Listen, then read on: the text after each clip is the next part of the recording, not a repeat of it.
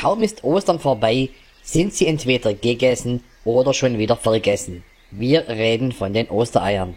Über die Feiertage noch das Objekt der Begierde und ein beliebtes Geschenk für Kinder, sind ihre Tage inzwischen gezählt. Als Babys bereits früh von ihren Müttern getrennt, sehen sie noch süß und knuddelig aus. Doch sind sie erst einmal ausgewachsen, will keiner mehr etwas von ihnen wissen. Doch was passiert mit ihnen, wenn sich keiner mehr für sie interessiert, wenn sie einsam und auf sich alleine gestellt sind?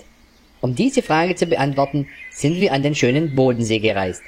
Bekannt für seinen hohen Erholungswert, seiner Nähe zur Schweiz und zu Österreich, aber auch für seine schönen Bäume, die seine Ufer säumen und manchmal auch so aussehen wie Mäuse. Genau hier, an diesem paradiesischen Platz, hoffen jedes Jahr viele der vergessenen Ostereier auf eine neue Zukunft. Die einen starten den Versuch, als Äpfel in Bäumen Karriere zu machen, als Steine am Strand, oder sie suchen neue Geschäftskontakte, und manche von ihnen finden auf Anhieb sogar die große Liebe fürs Leben. Den ganz kreativen Eierköpfen gelingt es auch, in der Kunstszene Fuß zu fassen und ihren Lebensunterhalt als lebende Kunstwerke am Strand zu verdienen. Manche aber bleiben ihrem erlernten Berufsbild treu und machen eine Umschulung zum Fischei. Doch nicht alle Ostereier sind arm. Einige wenige von ihnen haben bereits gut geerbt und wollen ihre Schäfchen schnellstmöglich ins Trockene bringen. Sie versuchen deshalb, mit dem Boot in die Schweiz zu gelangen.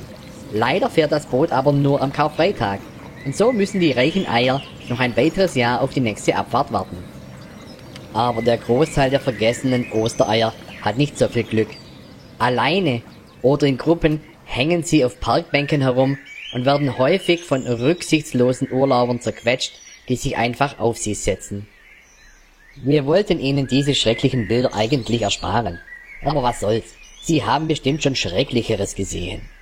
Wenn ihnen diese armen Schalentiere leid tun, dann helfen sie ihnen.